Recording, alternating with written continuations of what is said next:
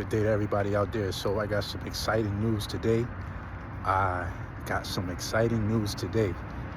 I have signed my paperwork to get my place in Belize, my house anyway. I already got the land, but now I got to get the house. And the way they have it set up there is they have these prefab homes, sort of like they used to do here in the States. I think they probably still do them. The mobile homes, they was prefab homes where they have two halves of the house and you see them coming down the highway and they bring them to the location and they affix them to the land. Maybe not affix them, but they be on wheels. Or if you wanted to get the foundation put on, you can get them affixed. They got them like that in Belize too. Not the mobile home type, but sort of like a tiny home. So I signed my paperwork for that today. And you got the option to get it built on the land, which costs more, or you got the option to have it built on their premise and they'll deliver it to the land.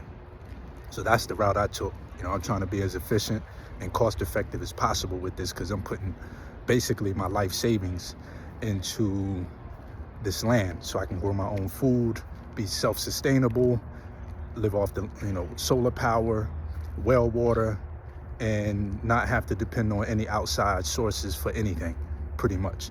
Very minimal. I'm gonna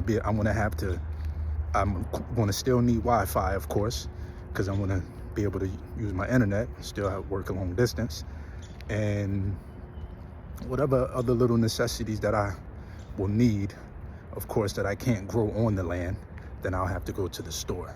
But essentially, I'm happy about that, very excited.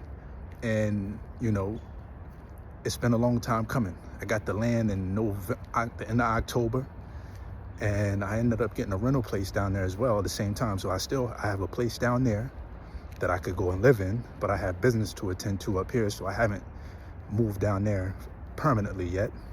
All my things are down there. Most of my things, majority of my things are down there. And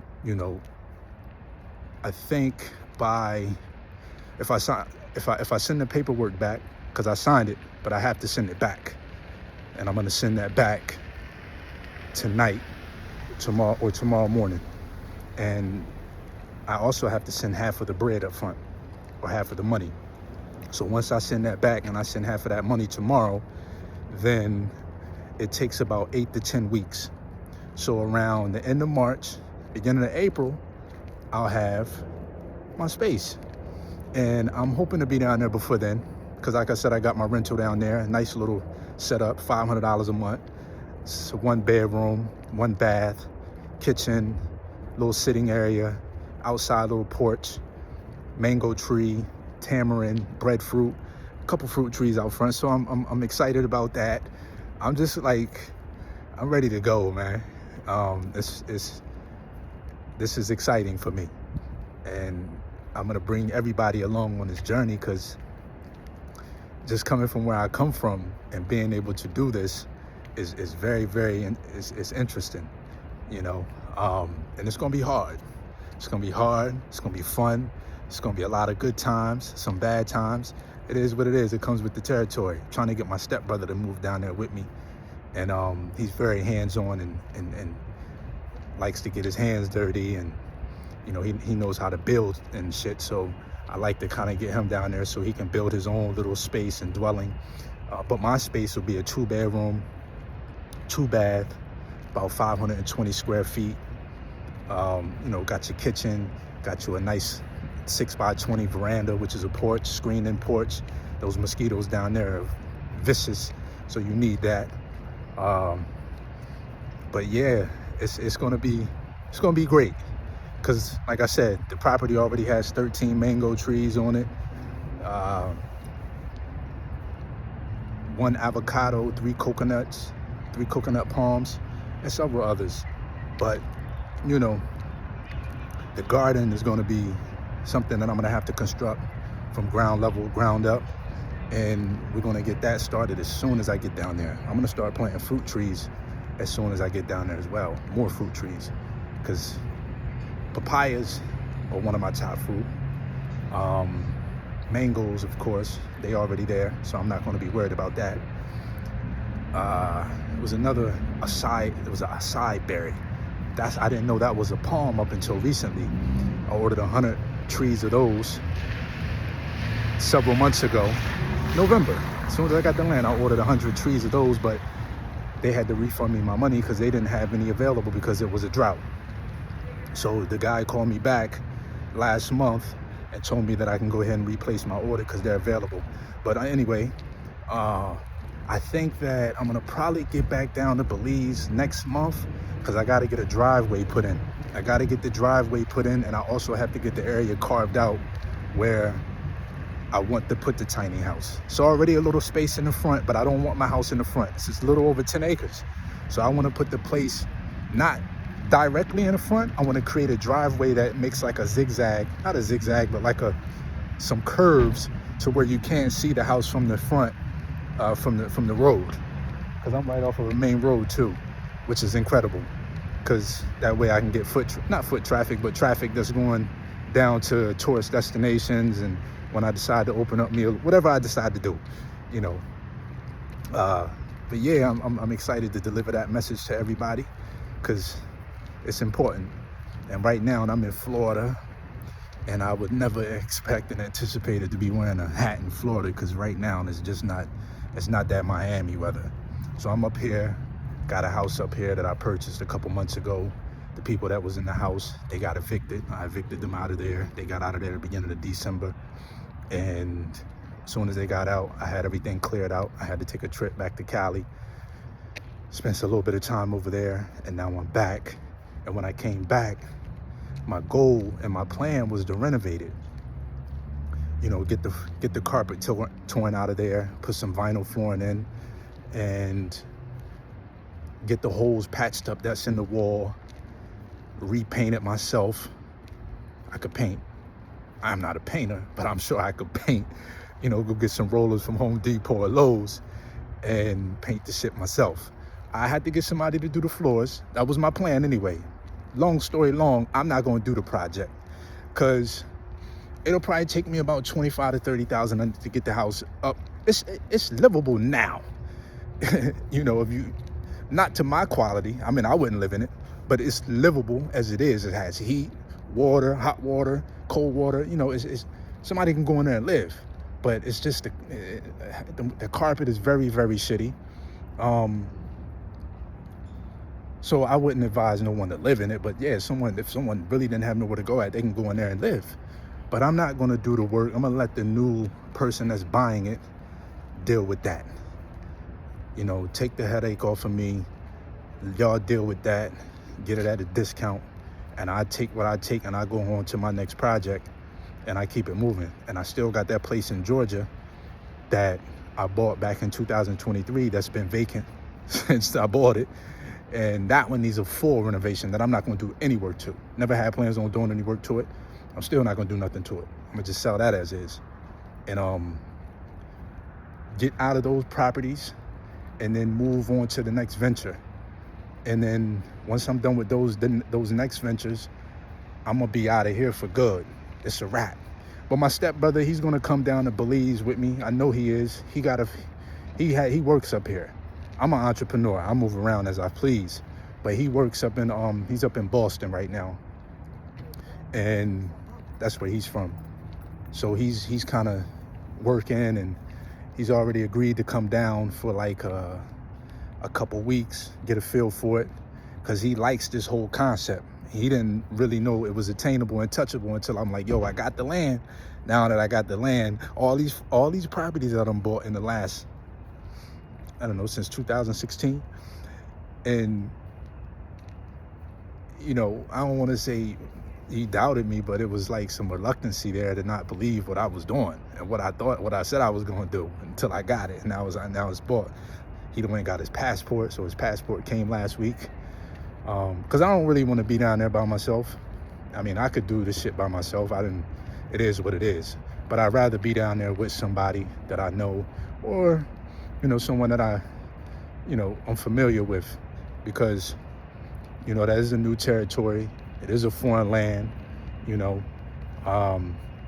It's always good to have somebody that you're familiar with to vibe out with. And like I said, he's hands-on, so things can get done, and he can build. So that's a great thing. So I talked to him about this yesterday and was just letting him know that I'm excited about him coming down as well. So the next step for me now is to get this bread and this money sent over there tomorrow, get this contract back sent over there tonight, and then they got 8 to 10 weeks. And within that 8 to 10 weeks, I have to go down there and create a path that's 26 feet wide so they can get the tiny home. I call it a tiny home. It's 520 square feet, 2 bedrooms, 2 baths. I don't know what y'all consider tiny homes. I say it's tiny, but I mean, the size of my first condo that I had, my investment property, was 534 square feet. And, you know, it wasn't that big, but it was big enough. I didn't live in it. I rented it out on Airbnb. But, you know, essentially, the path has to be, the width has to be 26 feet. So I've already contacted the company to get that done. They're just waiting on me. And I don't want them to create any kind of path. So I want to be down there to get the footage, as well as let them know where to put the path, because I don't want them to destroy any fruit trees that are already there. Every fruit tree that's there, I'm going to try to keep. And what's so difficult about, I don't want to say it's difficult, but what's interesting is the three coconut palms is right there in the front. So I can't go straight and then make a curve. I have to come in and make that immediate left or right for the driveway. So I'm gonna come in and make a left, and I'm gonna have to put the video up actually and show y'all that and do it like a voiceover, because I got the video of me coming onto the land.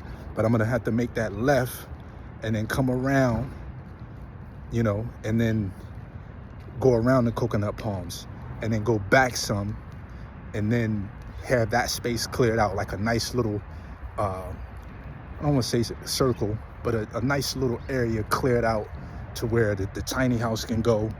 And, you know, it's enough space for me to put the garden at, because the garden is going to be huge. A lot of callaloo, you know, a lot of lettuce, a lot of tomato, cucumber, you know what I mean? Everything that I use for the salad, my herb, I have my herbal bed, you know what I mean? So we really want to make sure that it's enough space for all of that. But once the driveway is put in, then we want to put the well in. And then we also have to have an area for the septic, because the well and the septic has to be a certain distance apart. You can't have them right, you know, next to each other. So they had to be so that the well is going to be the next thing.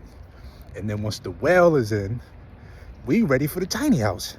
And once the tiny house is in, everything is solar. We got the solar. We had a solar company come. And I'm going to keep it real with you. I don't have a whole bunch of money to be doing this. I mean, I have enough. I know how to budget my money. I move around a lot. So I have to budget and I'm my own boss. I'm my own entity. So I can't frivolously just be spending money. You see what I'm saying? So it may seem like, oh, this nigga moving around like that, and he could do this. But trust me, everything is planned out and thoughtful. And all these moves are calculated. And I made a decision to say, you know what? I'm going to put all my money into this land. I don't give a damn if I don't have $0 left after I'm comfortably set up. As long as I'm comfortably set up, and every dollar is spent into this land, this tiny home, the solar, the well, the driveway, the purchase. I don't care if I don't have no money left, because I got my seeds, I got my fruits, I got clean water coming out the well, I got a creek that borders the property, that water is coming from the mountains. I don't care if I don't have $1 left. Personal money, no. Business money, that's another thing. But personal money, I won't have no fucking money left. And that's okay. I don't like having money in the bank anyway. This is something I was talking about. I always talk about. I'd rather have my money sitting into an asset than sitting in the bank. Because you never know when you open that ledger up, or you sign on and that shit just say hyphen, or 0000, because everything is electronically. You never know. But if the money's not in there, they can't, there's nothing gonna happen with it. I'm always skeptical of this electronic shit anyway. Yeah, they got insurance. How long will it take for them to get you your money if the shit crashes? Bills still got to be due. You still got to pay for food. So I'd rather have every dollar of mine tied up into a property and into this asset than in my pocket. And I won't have no money left. I know I won't. I've already calculated everything. Personal money, I will not have a dollar left to my name. I know I won't. Because I didn't even budget for a car. But I'm going to have to get a car. So that's something that I'm going to have to make some money and get. You see what I'm saying? The house is more expensive than what I anticipated. So I'm going to have to hustle up and get some more money. You know what I'm saying? I'm not worried because I know I'm going to make it happen. And if I don't, I know how to ask. You know what I mean? It is what it is. Like, sometimes, for me, I don't want to say sometimes, most of the time, you got to make sure that you secure. You know what I mean? You have to make sure that you're secure. And what I mean by that is you have to make sure that you have something to eat every day. Most of us have to eat every day. I could fast. I haven't had anything to eat all day today, just some water. And you have to have a roof over your head. That's debatable. Clean water, fresh air. Clean water, fresh air, and food. As long as I have those things, I don't even really need to work. I can barter to make some money. You see what I'm saying? So that's my plan right now.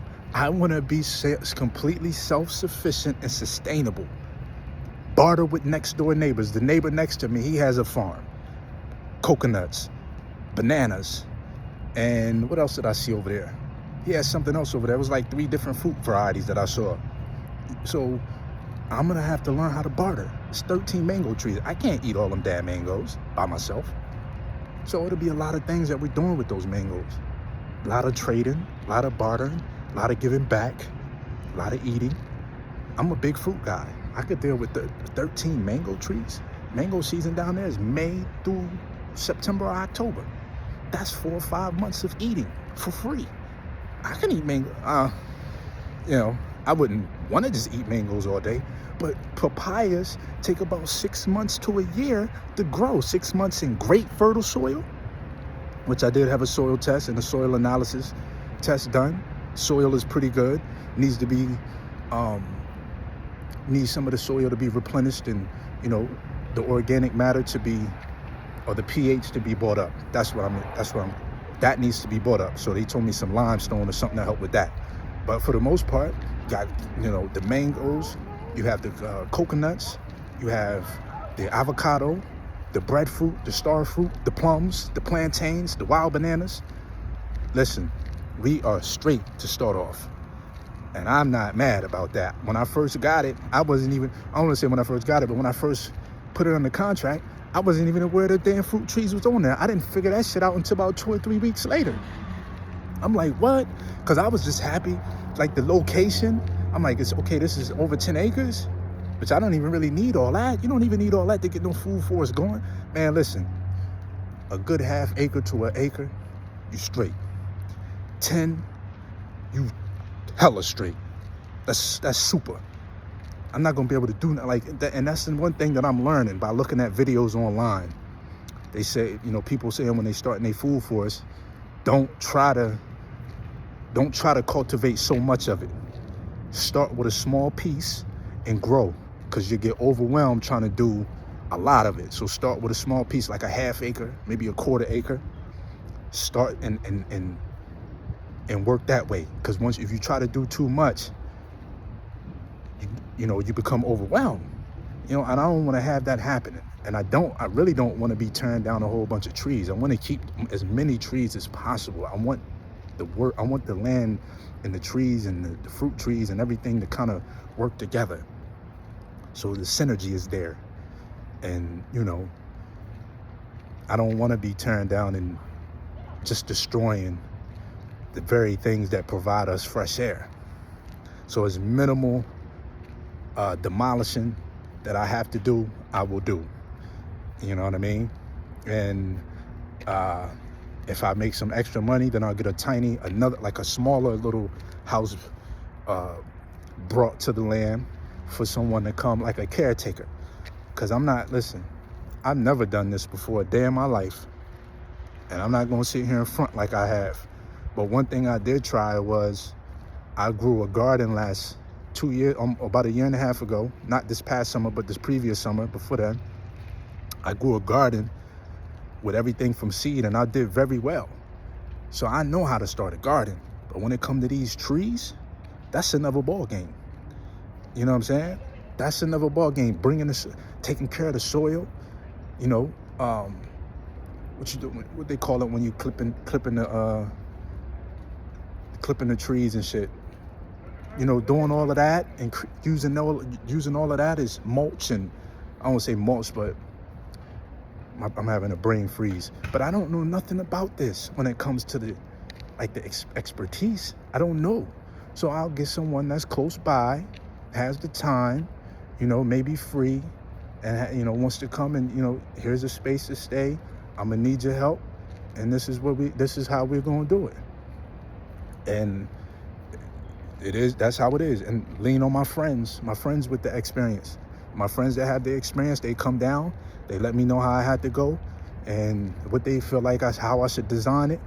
And I'm gonna take their experience. I'm not trying to go down there and, you know, oh, it's mine. No. Yeah, I'm gonna definitely be overseeing, and I'm gonna make final decision. But I want to hear everybody's opinion, and I'm taking the best shit from there. That's how I like to do things. Yeah, I might be able to make the final say so, but I'm gonna listen to everybody's opinion, and whoever has the best take, or whoever has, whichever group of people sounds the best, and, you know, it makes more sense. That's what we're gonna do. That's the route we're gonna go.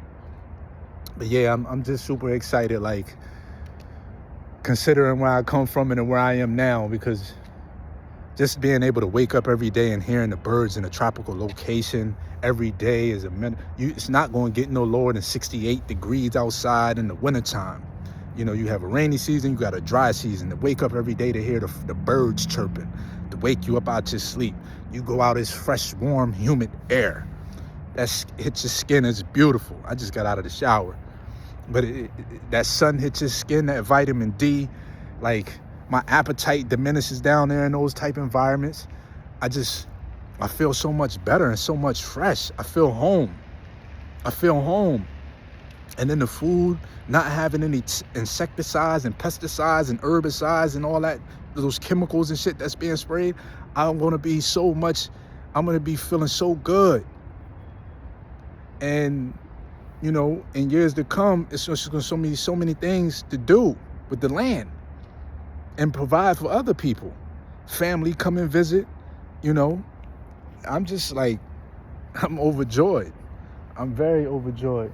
I'm in Florida. I mean, it's chilly down here, but this is a long time coming. I said years ago, I'm going to get me some land in an international location. I'd rather have it right here in the States. I just can't afford that type of acreage in the States. I can't afford 10 acres in Miami. The number one thing that I wanted to do was to be able to grow coconuts. And in Florida, if you're not south of Palm Beach, I think it's Palm Beach. Anything south of Palm Beach, you can grow coconuts. I can't afford 10 acres I couldn't afford 10 acres. Maybe. Nah, I couldn't afford, because I couldn't afford 10 acres. And in Hawaii, 10 acres, and it didn't even have to be 10. It didn't have to be 10. I could have got a couple and been all right. But, you know, at the time when I was first looking, I didn't have the vision. I think it was about 2020. I first was like, all right, it's time, especially when the pandemic came. And, you know, but I figured, you know what? Belize is still connected to the United States. North America is still connected. You can still drive. And I didn't even have to do that. It just was a bonus. But Belize is a couple hours away from, you know, the States, Miami. Let's go ahead and get down there. I went to Mexico, checked out Mexico, Merida, Puerto Vallarta, over in that area. And it didn't move me. Went to Belize. I'm like, all right, this is it. And then I think Passport Heavy did a video when I was actually looking down in Belize. And then my sister Delilah Fitness on Instagram, she was the one that kind of was like, I was watching all the time. I'm like, damn, this sister got her own, she got her own plants out here in the yard. This is it.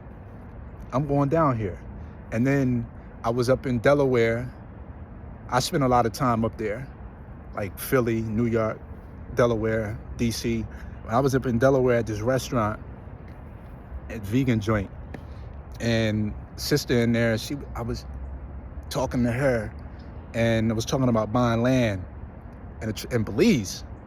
And she was like, oh yeah, I'm gonna put you in, this older lady actually, I'm gonna put you in contact with sister so-and-so. She put me in contact with the lady. I reached out to her, and when did I reach out to that lady? I reached out to that lady when I got back there. I went back to LA. I reached out to her. We talked for about 45 minutes to an hour. I said, well, what's the worst thing that you could tell me about Belize in your opinion? And she happened to be from Delaware. She said, the worst thing is, the selection of men. And she's a little older. So I was like, shit, if that's the worst thing you telling me, I'm out. I'll be down there. And this was around, I'm gonna say, August that I was talking to her. So I told her I'd be down there before Thanksgiving. I was down there the week after Thanksgiving. I was down there. And I didn't reach out to her when I was down there because I didn't reach out to her until right after I bought the land, which was a couple months ago, November, into October. And I reached out and I was down there. I said, listen, I bought the land. And she was like, all right, I'm on my way to Africa. I said, cool. Let's connect when I get back. But yeah, it's like, when she told me that, I said, I'm sold now. Delilah's down there. The sister from Delaware that I met, connected through, I'm gone.